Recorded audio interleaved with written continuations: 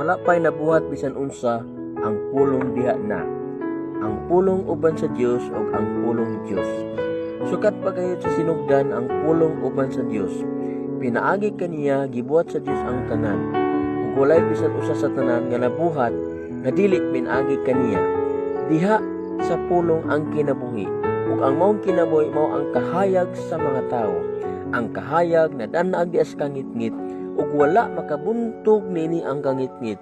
Ang Dios nagpadala og usa ka tawo nga gingalaghuan aron pagsaksi ngadto sa mga tawo may tungod sa maong kahayag, aron ang tanan nga makadungog sa mensahe ug motuo.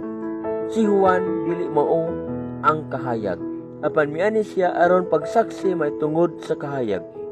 Ang matuod nga kahayag muani sa kalibutan aron ang tanan madanagan sa kahayag. Ang pulong dinhi sa kalibutan, pinaagi kaniya gibuhat sa Dios ang kalibutan, apan ang kalibutan wala mo ila kaniya. Miani sa iyang kaugalingong katawhan, apan wala sila mudawat kaniya. Apan katong midawat o misalig kaniya, gihatagan niya katungod nga may mga anak sa Dios. Nahimo silang mga anak sa Dios dili sa tawhanong paagi o pagbuot. Ang Dios mismo mao ay naghimo kanilang iyang mga anak.